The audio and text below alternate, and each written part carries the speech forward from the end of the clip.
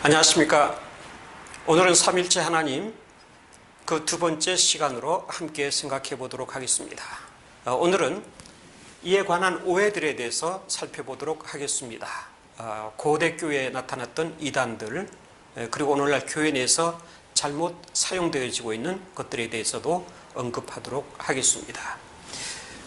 우선 지난 시간에 말씀을 드렸던 기본 명제에 대해서 다시 한번 반복을 하도록 하겠습니다. 라틴어로는 우나 수브스탄티아 트레스 페르소나이라고 말씀을 드렸습니다.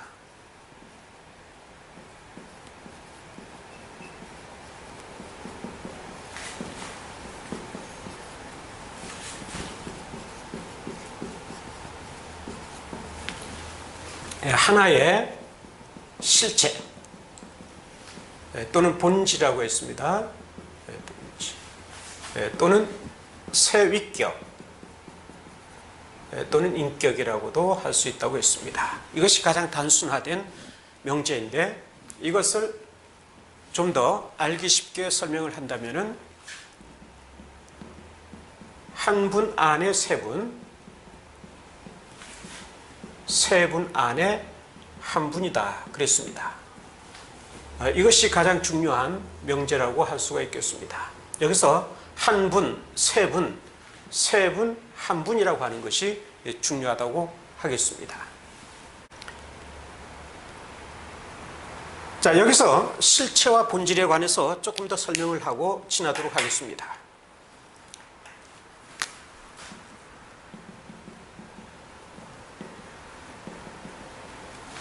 실체라고 하는 것은 실질적으로 존재하는 그러한 것을 말하죠. 그러면서도 그 존재하는 것을 존재케 하는 어떤 원리를 가리킬 때도 실체라는 말을 쓰기도 합니다. 그렇기 때문에 그런 경우에는 본질과 유사한 개념이 되어서 상호 교류적으로 사용될 수 있기도 합니다. 그러나 여기서 일반적으로 쓸 때는 어떤 독립된 실체를 말하는 거죠. 독립된 실제하는 것들을 말하고 있습니다. 그래서 지난 시간에 우리가 하나님이든지 인간, 더 나아가서는 천사에 관해서 설명을 한다면 지정의를 소유한 존재다.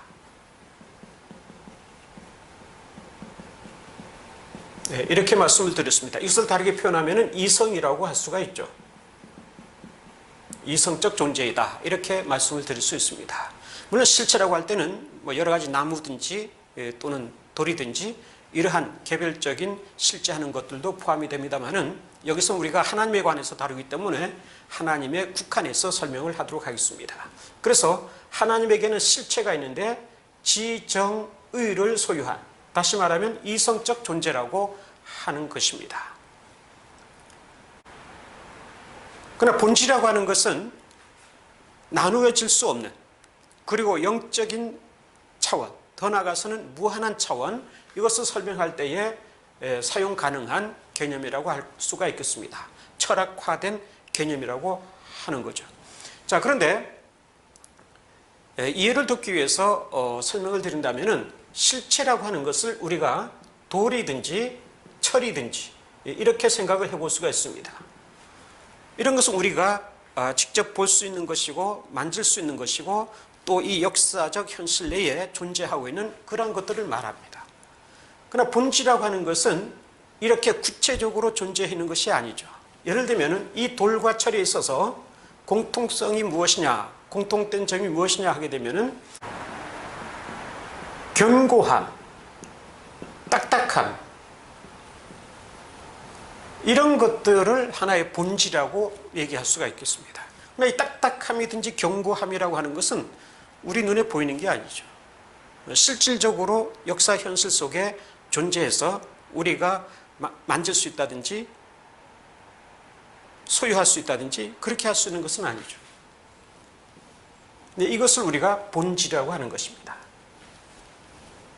자, 이러한 점을 우리가 생각을 하면서 이 실체와 본질을 좀 구별을 할 필요가 있습니다. 물론 때로는 혼용해서 사용할 수도 있습니다만은 구별을 해야 될 필요도 있을 때가 있기 때문에 이것을 정확히 이해하지 않으면 안 된다고 하는 것입니다.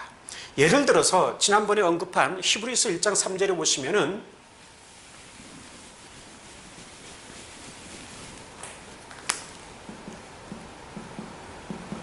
예수 그리스도는 우리 한국어 성경에는 하나님의 본체의 형상이다 그랬습니다.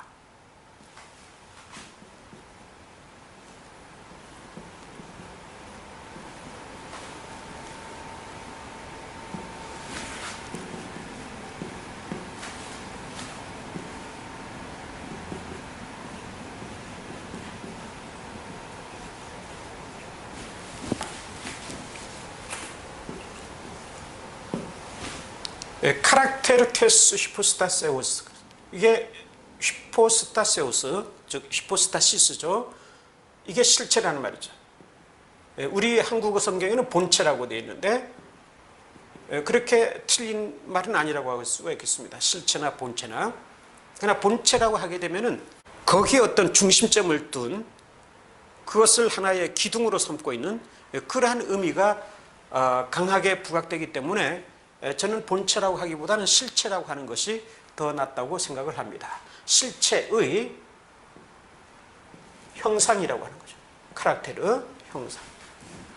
그럼 여기서 실체라고 하는 것은 여기 그 실체죠. 그 실체라고 하는 것은 테스니까 그 실체의 형상. 그 실체라는 것은 여기서는 성부 하나님을 가리키죠. 성부 하나님으로서의 실체죠. 성부 하나님의 실체로서의 형상. 그러니까 예수 그리스도는 성부 하나님으로서의 실체를 형상으로 지니고 있는 존재라고 하는 것을 말합니다. 이것을 만약에 본질이라고 하게 되면은 말이 통하지가 않죠. 그 본질의 형상. 본질은 형상화될 수가 없는 거죠. 본질은 구체화될 수 없는 것을 말합니다. 그렇기 때문에 여기서는 히포스타세우스를 본질이라고 번역할 수가 없는 거죠. 실체라고 해야 된다고 하는 거예요. 그런 점에서 실체와 본질을 어느 정도 구별하고 있지 않으면 안 된다고 하는 것입니다. 자, 그러면은 이와 관련해서 삼일체에 관해서 좀 더 생각해 보도록 하겠습니다. 먼저 하나님은 한 분이시다 그랬죠. 한 분 하나님.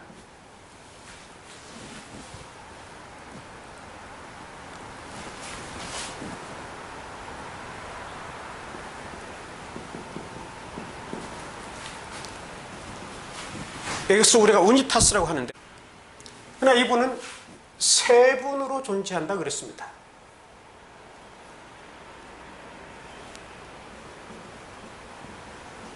세 분 하나님이죠. 이것은 페르소나의, 이것은 통일성, 쉽게 말씀드린다면 일체성이라고 할 수 있죠. 이것은 삼위성이죠. 세위격성. 자, 이렇게 존재하는데 이 일체성만을 하나님은 한 분이라고 하는, 즉 본질적으로 한 분이라든지 영적으로 한 분이라든지 또는 이성적으로 한 분이다, 이렇게 얘기할 수 있죠. 이분이 곧 한 실체죠. 한 실체. 한 분이라고 하는 것은 한 실체입니다. 한 실체라고 할 때는, 자, 예를 들어서 하나님은 천사와는 다르죠. 천사가 아니죠. 또 인간도 아니죠. 동물도 아니죠. 자연도 아니죠. 자연 만물도 아니죠. 그러니까 이러한 다른 실체들과 구별되는 그러한 실체로서, 하나의 실체로서 존재하시는 한 분이라고 하는 거죠. 하나님은. 이것을 가리켜서 우리는 일체성이라고 하기도 하고 통일성, 우니타스라고도 합니다. 그러나 이분은 세 분으로 존재한다고 하는 거죠. 세 분으로 존재하는데 이것을 우리가 삼위라고 한다. 세위격이라고 한다고 그랬습니다. 여기서 우리가 이것을 먼저 생각할 필요가 있습니다.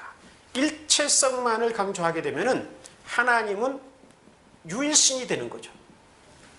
하나님은 한 분이시다, 이것을 주장하게 되죠. 그렇기 때문에 이것은 유대교든지 아니면 이슬람이든지 이와 같이 일신교의 하나에 불과하게 되는 것입니다. 그럼 이것은 우리 기독교의 하나님관이 아니죠. 그리고 삼위성만을 강조하게 되면은 이것은 삼신이 되는 거죠. 삼신이 되는 거죠. 즉 다신론이 되고 만다고 하는 거죠. 그러면 그리스 신화에 나오는 잡다한 신들과 다를 바가 없는 그러한 신들이 되고 마는 것입니다. 하나님께서는 한 분이신데 삼위로 존재하는데 이것을 통틀어서 본다면은 이렇게 그림을 그려볼 수가 있을 것입니다. 여기서 그리는 그림은 불완전한 것입니다. 절대로 완전하게 그릴 수가 없는 것이고 설명도 완전하게 이루어질 수가 없습니다. 지난번에 언급했듯이 삼위일체는 신비적인 것이기 때문에 우리의 논리로서 전부 해명될 수가 없는 것입니다. 단지 최선을 다해서 설명하려고 노력을 할 뿐입니다. 그렇다면 이것을 우리가 그림으로 그린다면은 자, 여기서 세 분이 성부이고 성자이고 성령이라고 한다면은 성령이라면은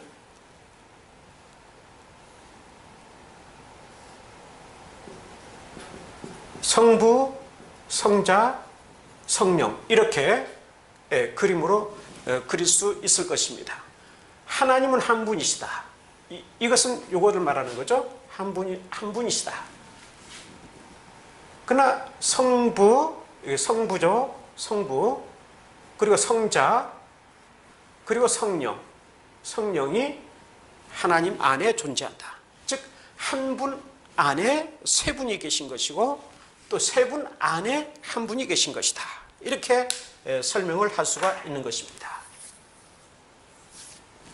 여기서 성부도 실체이고 성자도 실체이고 성령도 실체입니다. 즉 각각의 위격의 지정의를 가지고 계시죠. 이성적 존재라고 하는 거죠. 성부도 이성적 존재이고 성자도 이성적 존재이고 성령도 이성적 존재입니다. 그러면서도 이 세 분은 즉 독립된 존재이시면서 구별되어 있으면서도 그러나 본질적으로는 여기서 우리가 본질이란 말을 써야 되는 거죠.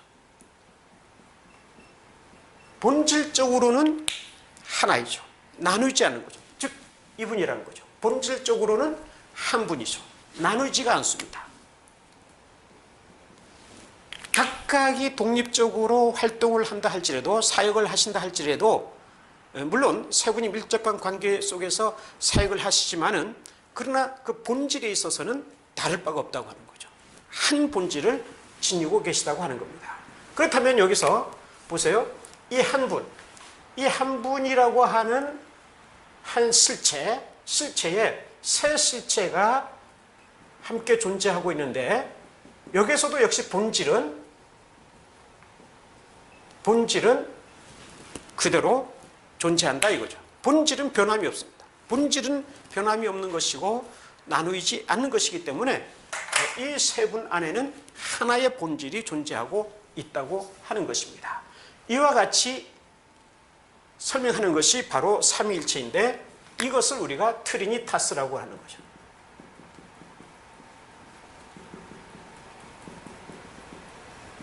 삼위일체라고 하는 거죠. 그래서 기독교의 하나님은 이걸 말하는 겁니다. 삼위일체 하나님을 말하는 거죠.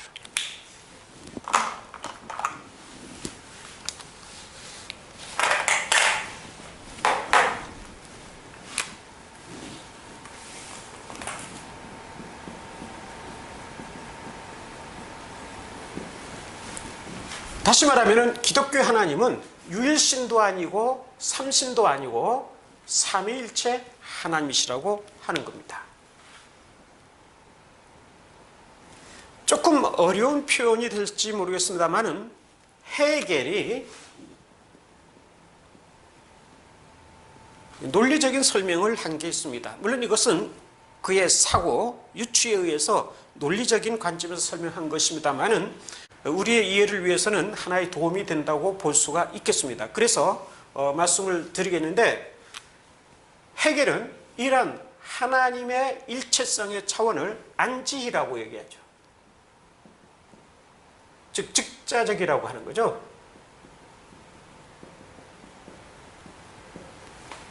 이 즉자적이란 말은 자기 자신에게 있어서 이 말이죠. 자기 스스로가 존재하는 그러한 상태를 가리킵니다. 다른 것과는 관계하지 않은 그러한 차원, 스스로 존재하고 있는 그러한 차원을 가리켜서 즉자적이라고 하죠. 그리고 이 삼위로서 존재하는 것을 가리켜서 퓨어지라고 그러죠. 퓨어지라고 하면 자기를 대상화하는 거죠. 자기를 대상화하고 대립화하고, 다시 말하면 자기와의 관계 속에서 자기 자신을 자각하고 자기 자신을 인식하는 그런 것을 말하죠. 그래서 이것을 대자적이라고 그러죠.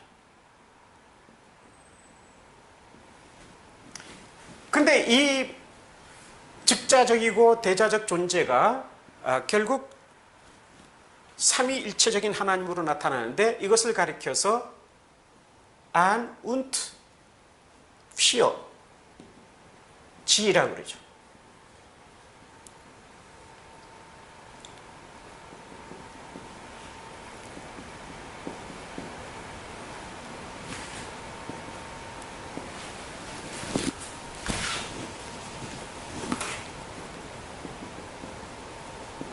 즉대자적이죠. 네, 이것은 즉자적, 이것은 대자적, 이것은 즉대자적이죠.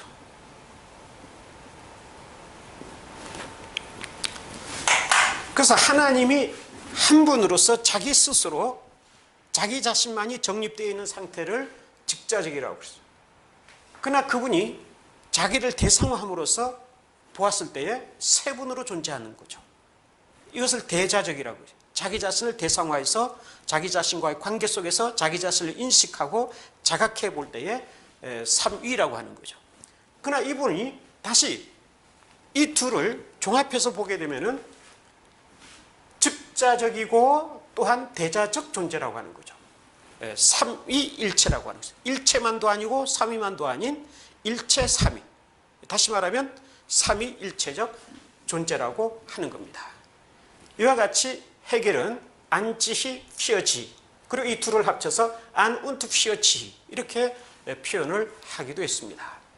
단지 논리적 사고에 의한 것이지만은 그러나 우리에게 이해를 하는 데 있어서는 하나의 도움이 되는 설명이라고 할 수가 있겠습니다. 자, 지난번에 테르툴리아누스를 얘기했었는데,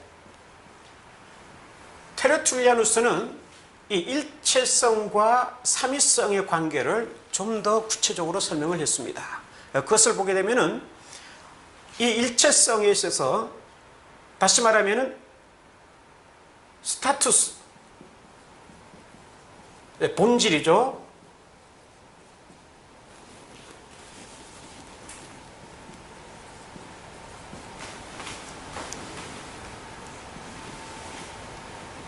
스타투스에서 그라두스로 바뀐다. 그라두스로 자신을 드러낸다. 이렇게 말씀합니다. 그라두스. 이것은 상대적 위치. 그리고 수브스탄티아,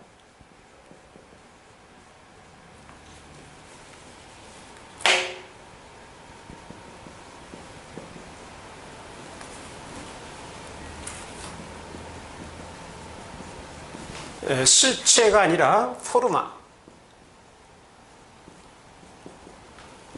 형상이라고 그러죠. 형상. 이때 형상은 이것을 말합니다. 형상. 어떤 사람들은 이것을 형식이라고 얘기하는데, 이것은 좀 좋지 못한 번역이죠. 형식이란 말은. 뭘 포르마라는 사전적으로는 형식이라는 뜻도 있습니다만은, 여기서는 우리가 아리스토텔레스의 철학에서 볼 수 있는 진료와 형상이라고 하는, 즉 마테리아하고 포르마를 말하는 그러한 것에 비유될 수 있는 얘기죠. 그래서 여기서는 수브스탄티아, 실체가 포르마로 나타나는, 드러나는 것을 말한다. 이렇게 표현을 하고 있습니다. 그래, 이것은 일체성으로서의 하나님의 단일성, 일체성으로서의 하나님의 단일성을 말하는 거죠. 전부 본질이든지 실체라고 하는 거죠. 그러나 이것이 상대적 위치로 그라두스로 표현되기도 하고 또는 포르마로 형상으로 표현되기도 한다. 이렇게 설명을 했던 것입니다. 자, 그러면은 고대교회에 나타났던 이단 중에 군주신론이라고 하는 것이 있는데, 우리 한국에서는 흔히 군주신론이라고 얘기가 되고 있는데, 다니엘신론이라고도 할 수 있죠. 모나키아니즘.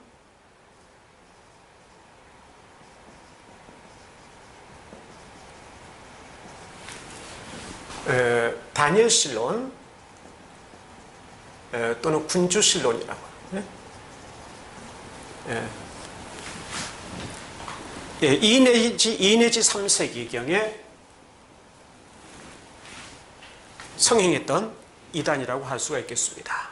이것은 군주라는 말이죠. 군주론이라는 뜻인데 본래는 즉 하나님은 한 분이시다.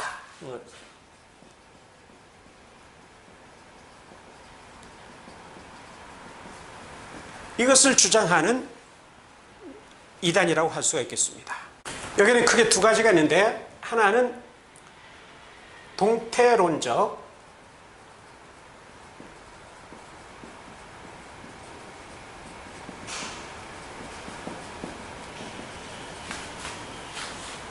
즉 다니엘신론이죠.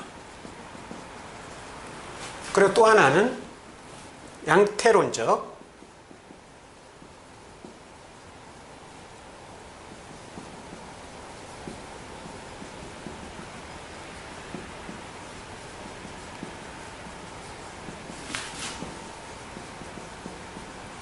양태론적 다니엘신론이죠.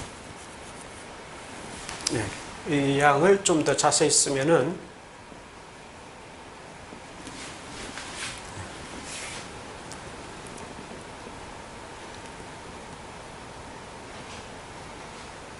먼저 이 동태론적이라고 하는 것은 한국에서는 역동적이라는 말을 쓰는데, 저는 동태론적이라고 쓰게 됩니다. 이것은 독일어로 보게 되면은 디나미스티셰,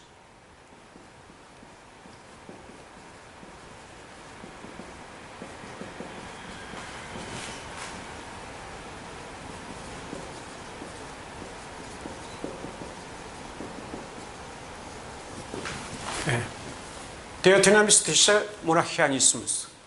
그래서 이게 디나미스티스 하는 것은 디나미스, 동태론이죠. 동태론적, 그죠?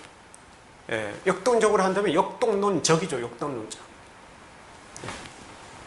근데 여기서는 이 말을 쓰지 않고 동태론적이란 말을 쓰고자 합니다. 그리고 양태론적이라고 하는 것은 모달리스트죠.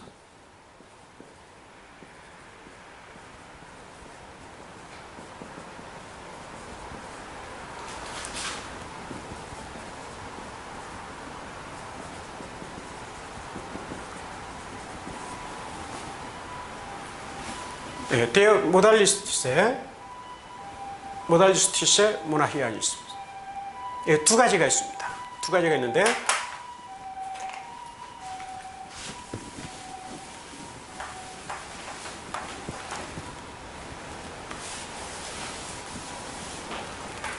이것은 아까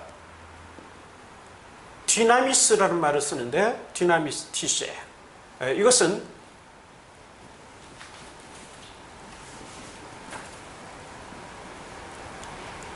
헬라어의 디나미스 또는 디나메이스,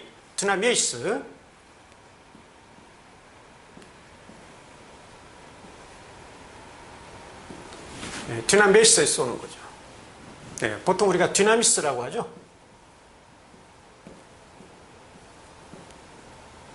디나미스라고. 능력이란 말이죠. 능력. 이 능력을 통해서 자신들의 주장을 설명하려고 하는 것을 말합니다. 그럼 여기서는 어떤 주장을 하느냐 하는 것이 중요한데, 이 주장에 있어서 대표적인 사람은 사모사타의 바울입니다.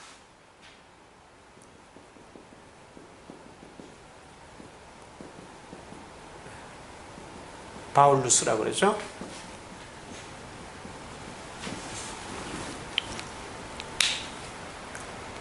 여기서는 예수 그리스도의 신성을 부정하죠.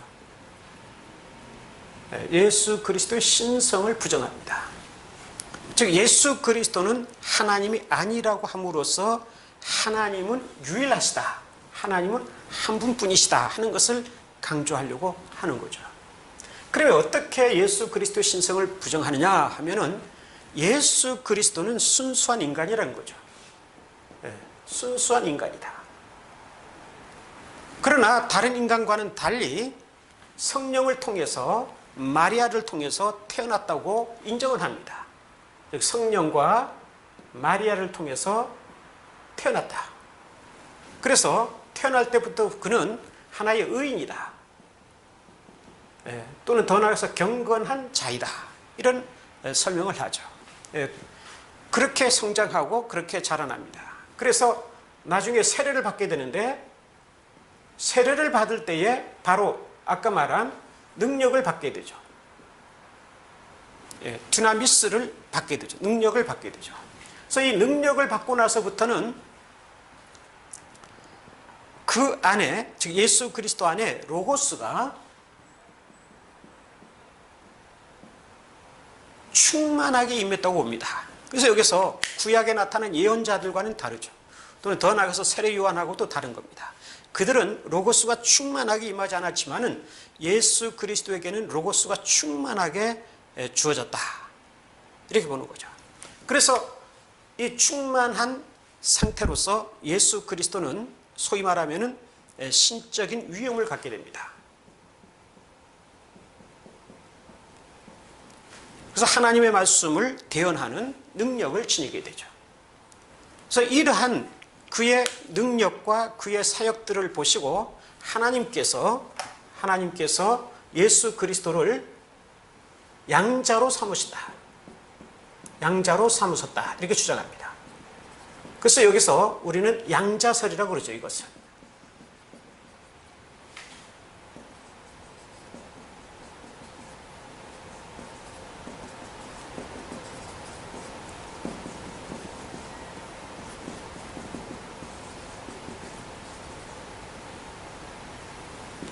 어답서니즘이라고 그러죠. 영어로는 양자설이라고 그러죠. 그래서 양자로 삼았기 때문에 그는 하나님과 같은 존재가 되어서 신적인 능력을 지닌 그러한 존재가 되어서 사람들에게 신으로서 추앙되고 숭배되는 그러한 일까지 있게 되었다. 이렇게 설명을 하게 되는 것입니다. 이것이 바로 동태론적 단일신론이라고 할 수가 있겠습니다. 물론 그러나 이러한 능력을 받았기 때문에 신적 위엄과 신적 권위와 신적 능력을 가지고 사역을 했지만은 그러나 어디까지나 그는 인간에 불과하다고 하는 이 점을 그들은 놓치지 않습니다.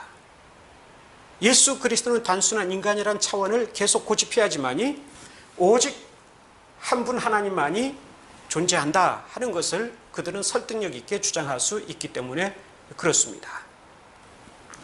그 다음에 이 두 번째 양태론적 군주신론이라고 하는, 양태론적 단일신론이라고 하는 것은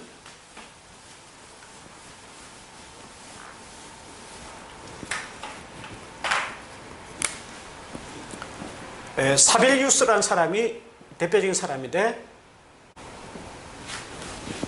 이 사람의 이름을 따서 이것을 가리켜서 사벨리아니즘이라고도 얘기하죠.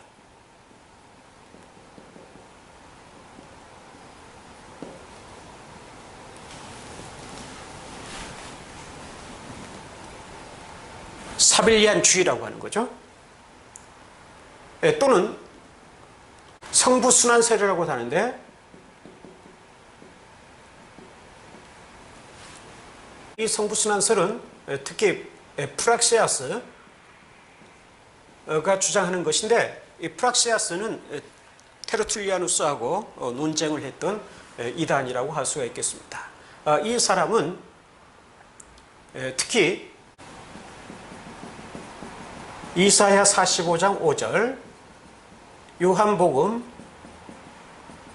10장 30절, 그리고 요한복음 14장 9절, 여기에 보시면은 이 이사야서 45장 5절에서는 나만이 하나님이다. 나밖에는 하나님이 없다. 나 외에는 하나님이 없다. 이렇게 말씀하시죠. 그리고 요한복음 10장 30절에서는 예수 그리스도가 나와 아버지는 하나이다. 아버지와 하나이다. 그리고 요한복음 14장 9절에서는 나를 본 자는 아버지를 보았거늘, 이렇게 말씀하죠. 나를 본 자는 아버지를 보았거늘.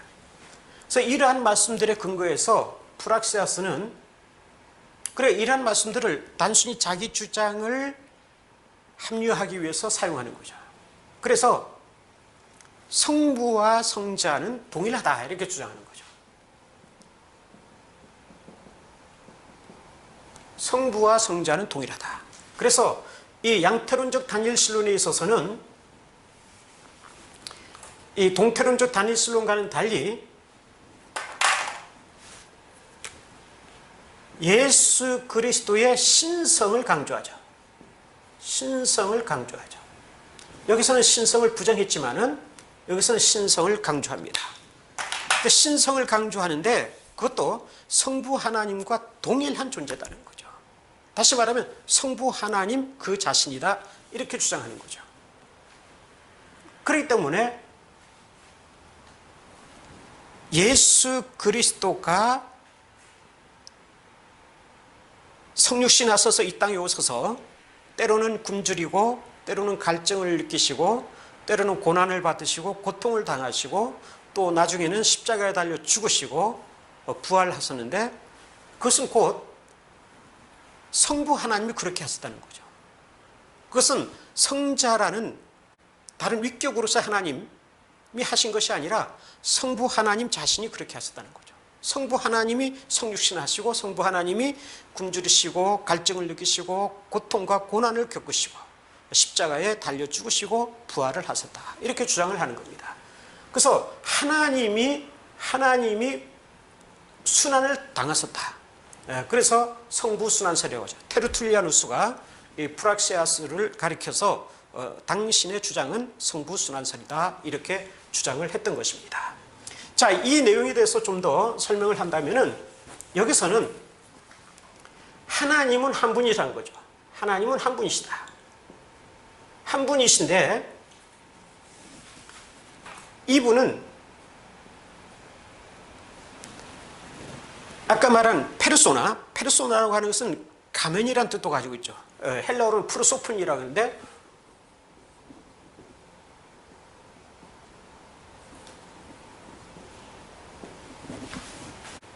프로소폰이라는 것은 가면이란 말이죠. 가면 또는 얼굴이라는 뜻인데 이 세 개의 프로소폰을 가지고 있다.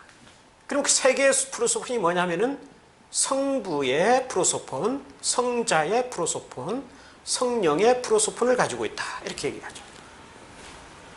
바꿔 말하면 성부의 가면을 쓰고 나타나기도 하고 성자의 가면을 쓰고 나타나기도 하고 성령의 가면을 쓰고 나타나기도 한다, 이런 뜻이죠.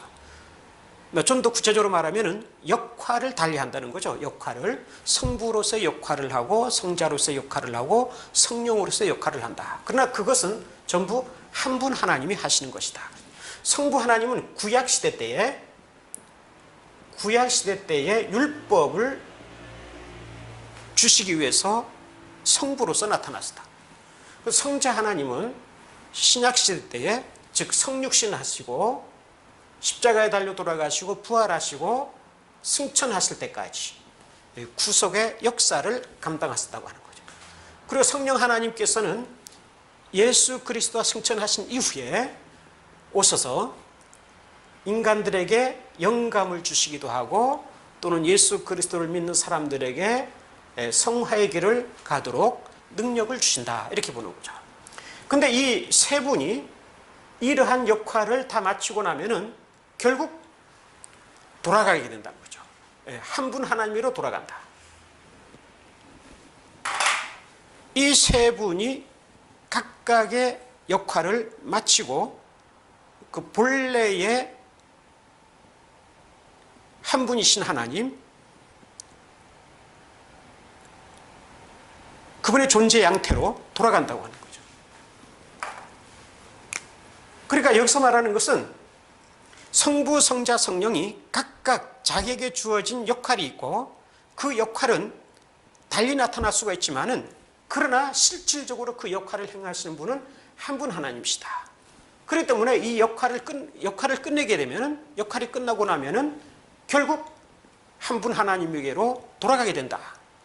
바꿔 말하면은 이것을 우리가 가면이라고 본다면은 가면을 벗는 거죠.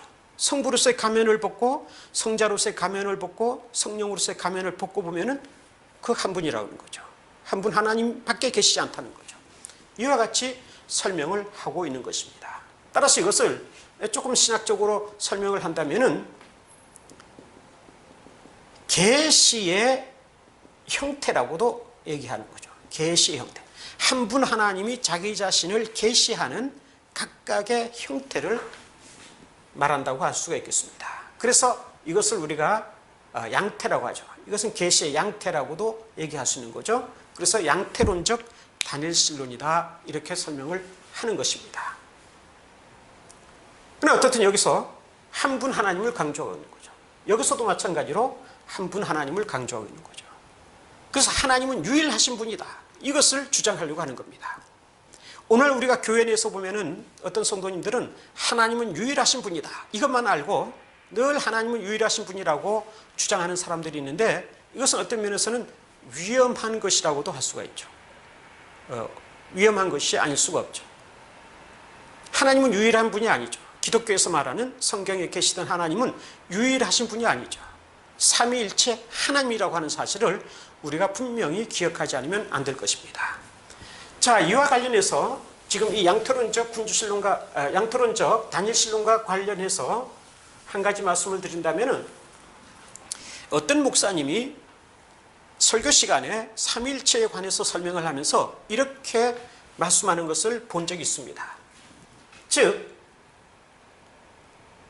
나라고 하는 존재는 교회에서는 목사이고, 또 아내에 대해서는 남편이고, 자녀들에 대해서는 아빠이다. 이와 같이 나는 목사로서 또는 남편으로서 아빠로서 이렇게 역할을 하게 된다. 이것이 바로 삼위일체와 같은 것이다. 이렇게 설교하는 것을 본 적이 있습니다. 굉장히 위험한 것. 이것은 이것과 다를 바가 없는 겁니다. 양태론적 군주신론이죠. 즉, 내가 목사의 가면을 쓰고 또 어떤 때는 남편의 가면을 쓰고 어떤 때는 아빠의 가면을 쓰고 나타나는 것에 불과하죠. 왜냐하면 나라고 하는 실체, 제가 처음에 이 실체라는 개념이 굉장히 중요하다고 했습니다. 나라고 하는 실체는 하나밖에 없는 거죠. 하나예요. 목사, 남편, 아빠라는 것은 실체가 아니죠. 이것은 실체가 아니라 하나의 직책이죠. 목사의 직책, 남편으로서의 직책, 아빠로서의 직책이죠. 이 직책이라고 하는 것은 지정의가 있는 게 아니죠.